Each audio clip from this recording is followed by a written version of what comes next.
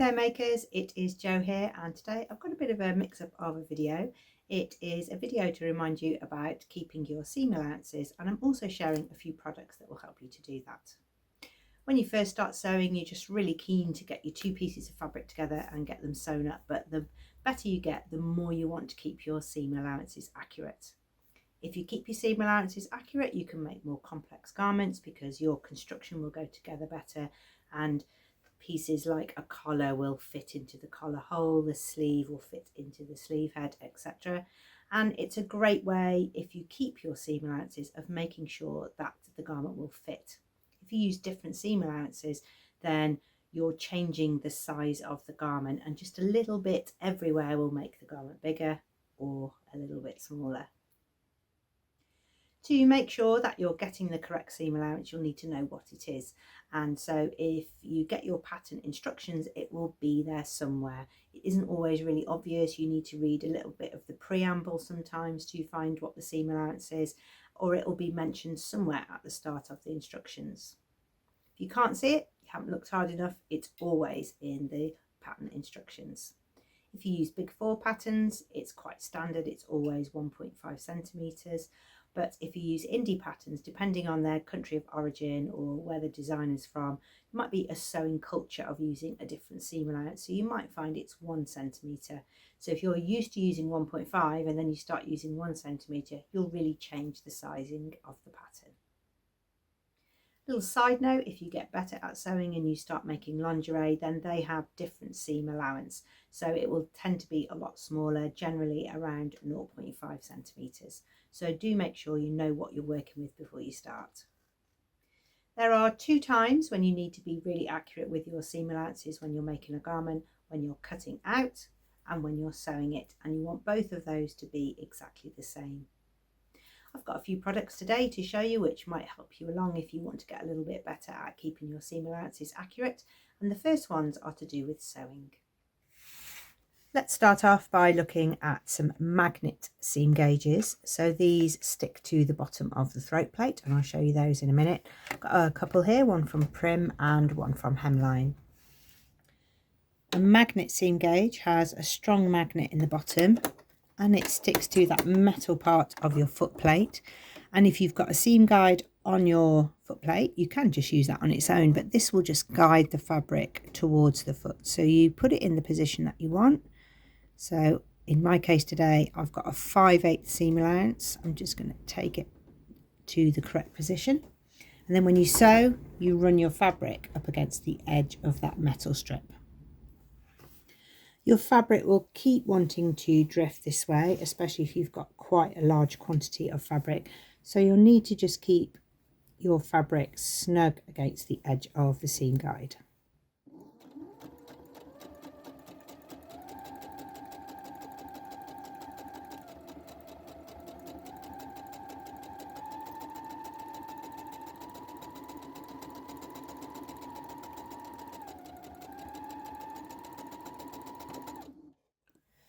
It creates an even seam allowance, which, although it looks really neat, that's not its purpose. This is so that your next pieces can fit together. If you've got facings, you'll have used the same seam allowance, so your facings and all of your seam intersections will line up. And you'll also get a well-fitting garment because you've used the seam allowance from the pattern, so the finished garment measurements will be accurate. That's the Prim one in action. And the Hemline one works exactly the same. The magnet is just covered in a plastic casing. You might also use your foot plate on your machine by adding a tape. So this is a sticky tape that's marked with different seam allowances, and I'm going to use that on a particularly long seam where I want to keep the seam allowance throughout. This is the Hemline tape, and it works in a similar way to the seam guide, but with a Hemline tape you can position this where you want. So you can make a small 1/4 inch seam if you want to. You can put it on the seam guide where you were before. And with this one, you can take the tape right down to here, which is really useful because then you're not guiding the fabric right up to the foot. You can be guiding the fabric and preparing it to go in the correct direction and position pretty early on. So let's stick a piece on and we're going to sew another long seam. This is where you position the tape. So you put the needle down so you can see the needle position and match up the edge of the tape with the needle. So if I was sewing now, the needle would be running along the edge of this tape. You don't want the tape to go over the feed dogs because it will stop the feed dogs from tracking. And then you put your fabric underneath. And as you sew, you've got this whole length now to guide your fabric, whereas with the magnet guide, you've only got a little bit up here, and almost by the time you get up here, it's a little bit too late. So the seam tape is good because you can be really spotting well ahead of your stitch line.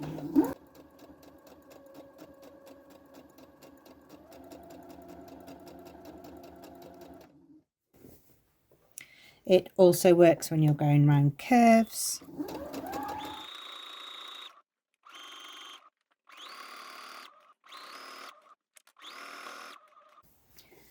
And with this tape, you can make a 6mm seam allowance, a 1cm seam allowance, or a 1.5cm seam allowance, which is the 1/4 inch, and so on when you convert. When you're finished, you can just peel the tape off. It's really good if you're sewing, for example, a lining for a jacket. So you want to make sure that the jacket and the lining have exactly the same seam allowances, so both the outer and the inner fit inside each other neatly.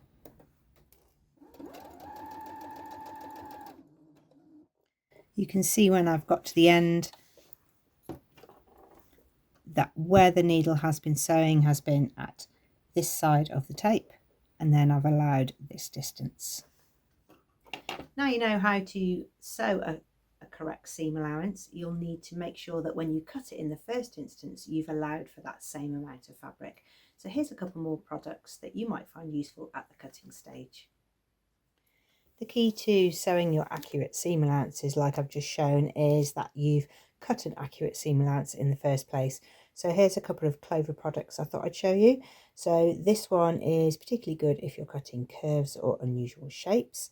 So this will keep the seam allowance. There's 4 different seam allowances in there. I'll show you how to use that one. And this one is great if you're drafting your own patterns because you can add seam allowances to your block. Let's head over to the cutting table. Okay, this is the Clover set. So here they are.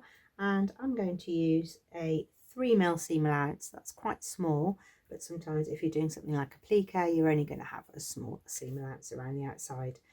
It's easier if I show you on paper rather than fabric because you'll see the marks of the pen line and you won't necessarily see those on a patterned piece of fabric. So if you have a shape, you can then put the nib of your marking tool or pencil or whatever you're using into the hole in the centre and add on a seam allowance.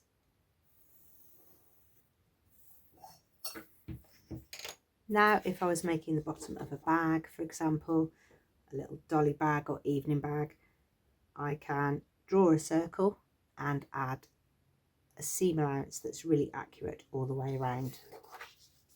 Also works with other shapes.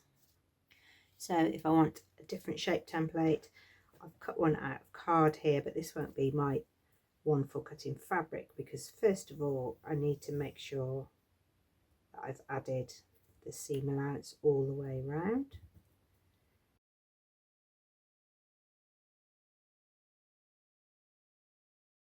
And when you've gone all the way around, you'll have your shape and your seam allowance around the outside, but you do need something to butt the edge of this guide around. So if I just drew a shape, it's a little bit more tricky to keep the seam allowance correct, but it is possible. But it's nicer if you've got something to roll the edge of the little template around. You can see this one's not quite as accurate. It works really well with quilting templates. So whether you've cut the template yourself or you're using an acrylic block template, you can change up the seam allowance if you want a bigger seam allowance because it's easier for you to put together. And you can also switch out your marking tool. So you won't see this quite so well, but you don't have to use a pencil. You can use your favourite marking tools. You'll just need it to be able to go through the hole in the centre of the little plastic template. This has given me a triangle and also an added seam allowance, a little bit bigger than quilters normally use. This one is 5mm, so I've got a little bit more handling room if I want to press the edges and really get clear points. So this is the Clover seam marker set. You can have 10mm seam allowance, 7mm, 3mm and 5mm, and all you need is a marking tool that will fit in the little hole, and you can go round curves, shapes or straight edges. The next tool is useful for adding seam allowances to paper pattern pieces. So it works in combination with a craft knife or a paper cutting tool, and you squeeze here and make space for the blade here. When you let go, the blade is clamped here, and you've got a lot of different ranges of sizes here, so you can add whatever seam allowance you want, which is really useful if you're working on a bodice block and you're still at the fitting stage. You can add a 1.5cm seam allowance, or if you've worked on your block and you have done all the toiling, then you can add a 1cm seam allowance. It's just a small little tool, but it's really useful. So you take your blade and clamp it in that little space. So now below, the blade is just protruding out. When you trace off your block, because a block doesn't include any seam allowances, you can now add your seam allowances with the cutter in place. I'm going to take a 1cm seam allowance.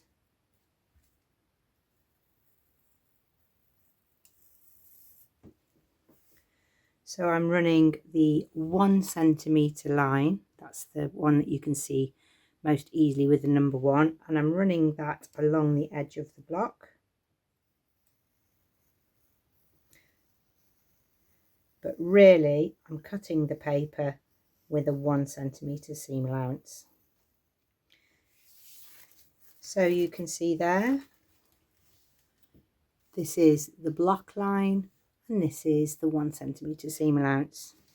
I can continue doing this all the way around my block, but the blade is hidden away below, so nothing is going to cut me. I'm not having to keep measuring and keep marking all the way around with, say, a seam gauge. I would have to keep marking, and then I would have to join all the lines up at the end. This is just in one continuous action.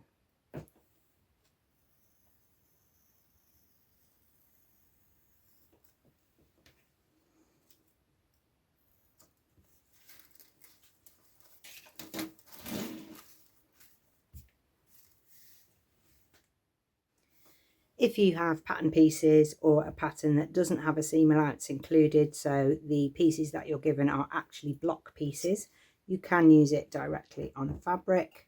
So let's use this crease down the centre as our line to guide us.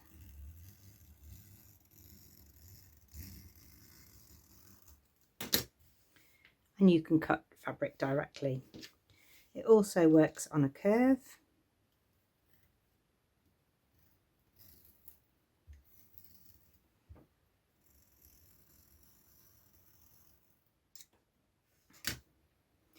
So you can cut curve shapes out as well that include the seam allowance. The success of this seam gauge will depend on your blade. It needs to be quite small to go through here. You won't be able to put a rotary cutter in there because the blade is curved and it won't stick out below. you need one with a triangular point on the end. That's just a different one to consider, especially if you're enjoying drafting your own patterns.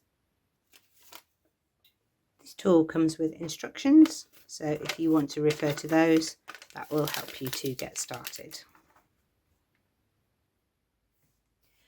When you're new to sewing, you might be a little bit free and easy with that seam allowance, and so sometimes your garments are a little bit of a struggle to get together, but the better you are at it, the easier your sewing up of garments will become.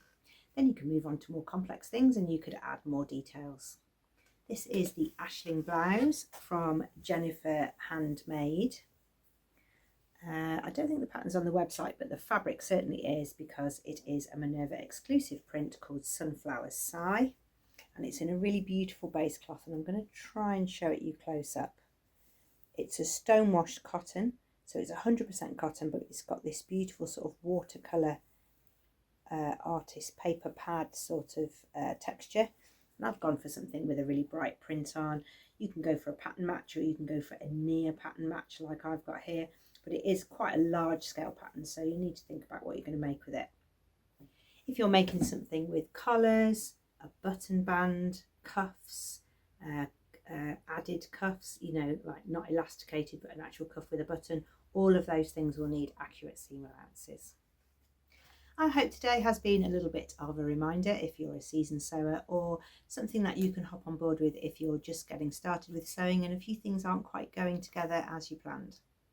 Having a little tool can sometimes really help, and once you've got your eye in, you might not need that tool anymore, but it's really good if you need to get it out and be really accurate at particular times. You can follow along with any of our Learn to Sew videos or product videos over on our YouTube channel. There's lots of playlists there for you to enjoy and learn more to take you on your sewing journey. There is pattern drafting, how to use your overlocker, loads and loads of sew-alongs if you want your handheld while you're making a pattern, and there's lots of fabric releases and pattern releases there too. You can also post your makes over at Minerva. We love to see everybody sharing their makes there, whether you're a beginner or whether you're a really seasoned sewer. It doesn't have to be a model worthy photograph, we just love to see what everyone has been up to. Thank you very much for watching.